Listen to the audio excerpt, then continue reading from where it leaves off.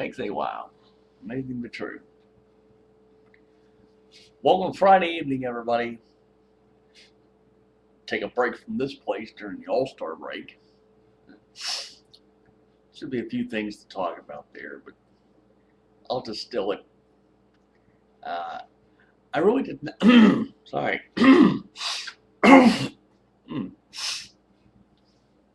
I didn't get to see the game in its entirety, not live anyway. Just go bits and pieces.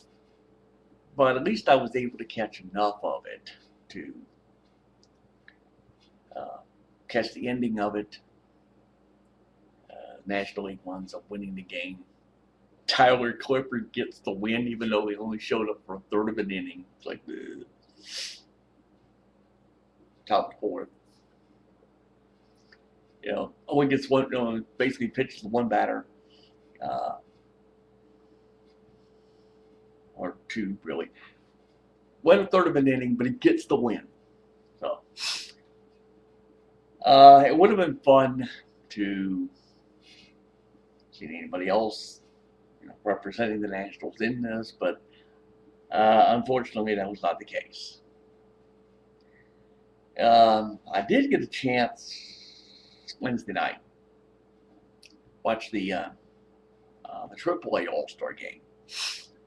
It was so great. Tom Malone and Matt Antonelli representing Syracuse, so that was nice to see. Tom Malone got a 1-2-3 inning. Well, not a 1-2-3, but it was, but at least he didn't let anybody score on him.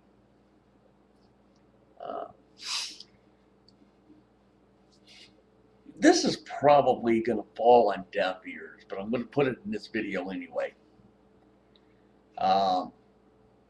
Anybody from the MLB Network ever tunes in or comes across this channel of mine, I have a suggestion for you. A lot of us actually want to watch the AAA All-Star game to actually see the talent that may be coming to the big leagues in a year or two or however long it may be. We should not be subjected to a sideshow, which, unfortunately, the telecast of the MLB Network turned into a sideshow. I don't know, I just get more disgusted by that. I don't know what Kevin Millar's problem is, but you got to learn a few things about broadcasting, dude. It's not about you. It's not about you. You don't really need to be in the dugouts interviewing people because it detracts from the game. A lot of us wanted to see this game and see, the talent that's coming. We couldn't do that because we were subjected to the antics. I guess the word I want to use here, but we were subjected to the antics of Kevin Millar. It just made the whole thing frustrating as all get out.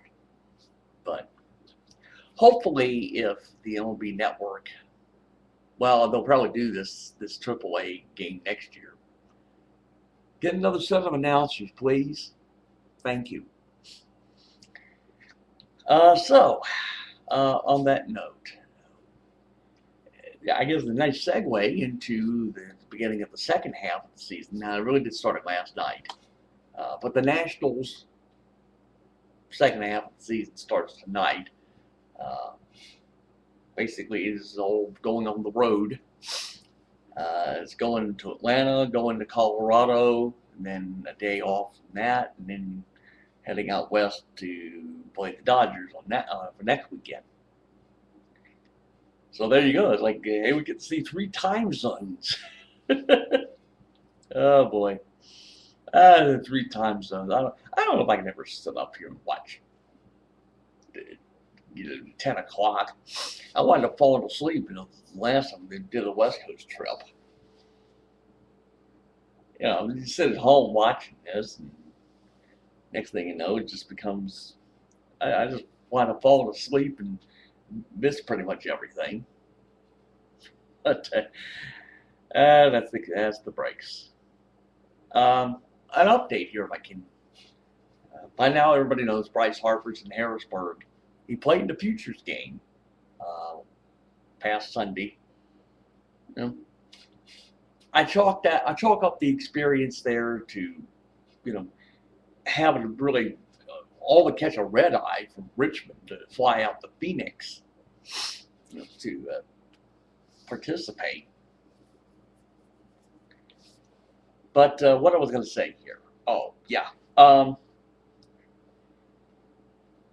know for certain that August 19th, 13th. I almost got it right. August 13th, which is, oh, I get my lips going here. 4 weeks from tomorrow, I'm going to be going up to Harrisburg to take in the Bryce Harper experience.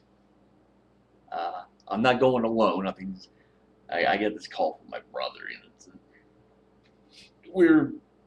so apparently we're going to take a couple of car loads up to see him. This should be fun. I thought I was going to get a chance here. I don't even know if I'm going to get a chance here at the end of the month. We kept talking about it.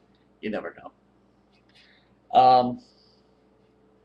It's all subject to change. There's more of a family health issue that may take a little bit of precedent. So again, we were talking about going at the end of the month. This, as I say, is all tentative.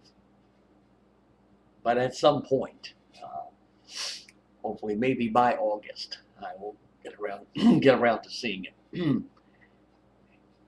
Just sneezing all day, well, not all day, but you know, you just sneeze. It's a cool day outside.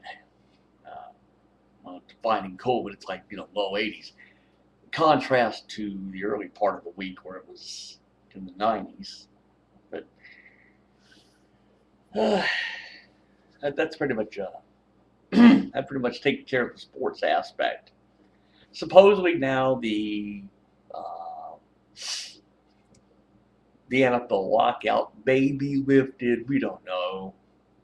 I'm not holding out for this, so I just thought we'd clue you all in on that. So that takes care of the sports aspect. Now, again, I'll always say, normally when I do something that is not sports related, if I do a video that has nothing to do with sports, I just don't allow comments because I've been burned too many times. But because I'm doing this at the end of a sports oriented video, everybody gets to comment if you want. A few observations. They know the story by now.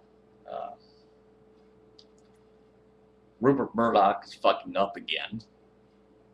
When has he ever not fucked up? Those who are uninitiated, I'll go over this. There was, operative word was, a British tabloid called the News of the World News Corp, which owns Fox and Fox News here in America, controls the British tabloids. It's a British subsidiary, which is called News International, that controls these tabloids, which is like the News of the World, the Sun, the Globe, I don't know what, a few other newspapers in London, and basically Australia and all that. There's a story, everybody knows this by now,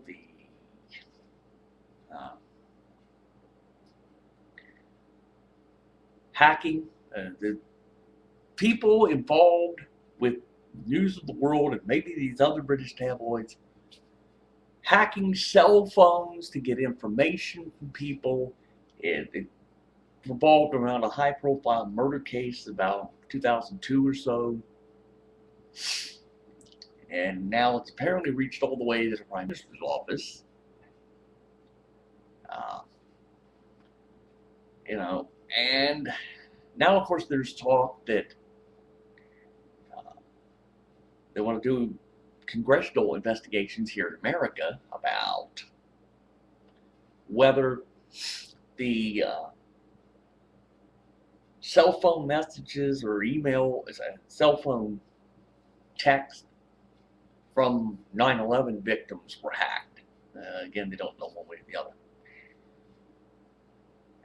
All of this would lead one to believe that you could probably run Rupert Murdoch's ass out of America. There is a way, ladies and gentlemen, that you can shut down a broadcast network.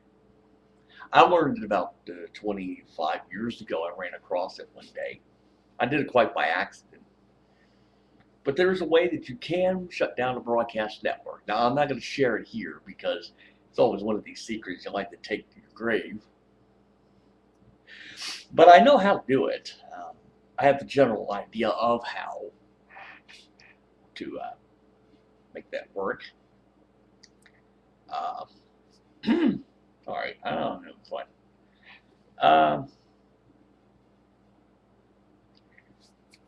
What was I thinking? Get distracted. Damn,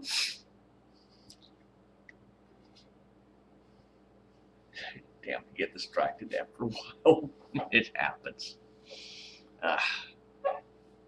Sorry, I'll get the train of thought here in a moment.